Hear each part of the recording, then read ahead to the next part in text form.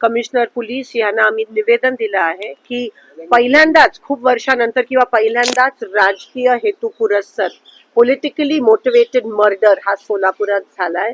Law आणि order, कायदा सुव्यवस्था पूर्णपणे कोलॅप्स झाली आहे. प्रशासन पूर्णपणे कोलॅप्स झालंय. पोलीस आणि प्रशासन अतिशय खूप मोठ्या प्रमाणात भारतीय जनता पक्षाच्या दबावाखाली काम करत आहेत असं दिसून येत आहे.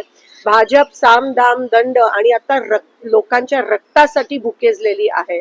आता लोकांचे बळी सोलापुरात जात आहेत केवळ बिनविरोध निवडणूक होण्यासाठी. हे सगळे प्रकार चालू आहेत आणि सत्तेचा माज आणि सत्तेची एवढी लालच या लोकांना आली आहे की आज कोणत्याही प्रकारची जी महाराष्ट्र आणि सोलापुराची जी संस्कृती आहे त्याला काळीमा फासण्याचं काम हे भाजपने केलं आहे. आम्ही अजिबात खपवून घेणार नाही.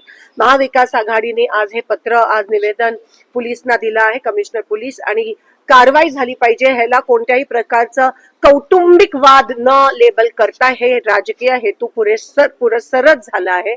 आणि आज सीपीने रेकॉर्डवर आणलंय की 100% पॉलिटिकली मोटिवेटेड आहे. कारण का कोणाचा तरी फॉर्म विड्रॉ करण्याच्या दबावाखाली हे करण्यात आलं आहे आणि त्याच्यातून हा मर्डर झालाय. पोलिसांनी कारवाई केली पाहिजे, सीडीआर तपास झाली पाहिजे, जे कोणी दोषी आहेत त्यांना अटक झाली पाहिजे, एक स्पेशल कमिटी ह्यासाठी नेमली पाहिजे, हा आमचा आग्रह आहे. एवढंच नाही तर इलेक्शन होईपर्यंत हे इलेक्शन पारदर्शक झालं पाहिजे. ह्यासाठी पण पोलीस प्रशासनाची कोणत्या पद्धतीत तयारी आहे, कारण का अमाप पैसे वाटप होणार आहे. 10च्या नंतर पण आचारसंहितेचं उल्लंघन होणार आहे. जे सत्ताधारी आहेत त्यांना तुम्ही करायला देणार आणि आमच्यावर दबाव आणणार. जे तडीपारच्या नोटिसेस आहेत त्या दोन्ही साईडला मिळाल्या पाहिजेत, गुन्हा दाखल हे दोन्ही साईडला झाले पाहिजेत, नाहीतर बिनविरोधच करा, आम्ही इलेक्शन मध्ये भाग घेणार नाही, अशी ताकीद आम्ही या ठिकाणी पोलीस कमिशनरना दिलेत.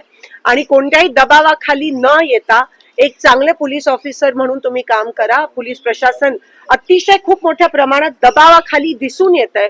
फॉर्म भरायच्या दिवशी पण, फॉर्म विड्रॉलच्या दिवशी पण आणि भरायच्या दिवशी पण काही ठिकाणी दिसून आलं की त्यांच्या लोकांना आतमध्ये सोडत होते आणि आमच्या लोकांना नव्हते सोडत. अजूनही जे इलेक्शन यंत्रणा आहे त्यांच्याकडून याद्या डिक्लेअर झाल्या नाहीत, हे तुम्ही बघू शकता.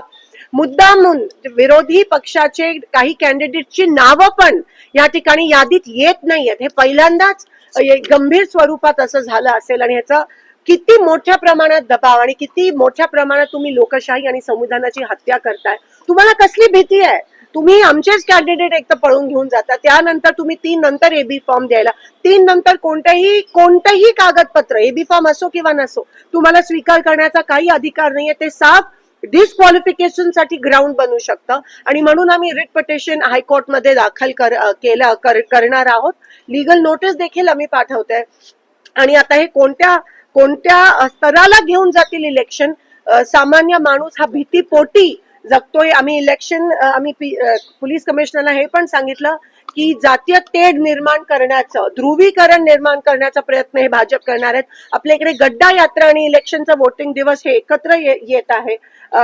हा लोक एवढ्या खालच्या पातळीला घसरलेत की सत्तासाठी रक्त या ठिकाणी लोकांचं घ्यायला तयार आहेत. आणि म्हणून ही काळीमा सोलापूरवर, हा कलंक नाही यायला पाहिजे. इथे आम्ही सुसंस्कृत आहोत आणि तुम्ही जे भाजपचे पदाधिकारी आहेत त्या पदाची काहीतरी लाज ठेवा. आमच्या सोलापूरचं वातावरण बिघडवू नका. पारदर्शक इलेक्शन झालं पाहिजे आणि लोकांचं खरं जनमत कुठे हे त्या पद्धतीतच तुम्हाला दिसेल आणि त्या पद्धतीत हे इलेक्शन झालं पाहिजे, ही आमची मागणी आहे. उद्या सकाळी 10 ते 12 आम्ही बाबासाहेब आंबेडकरांच्या पुतळ्याच्या समोर शांततेत त्या ठिकाणी बसणार आहोत आणि जे होत आहे एकंदरीत आम्ही त्याचा विरोध काळी फीत लावून करणार आहोत. पोलीस कमिशनरना आम्ही ते ऑलरेडी सांगितलं आहे. मनसे नेते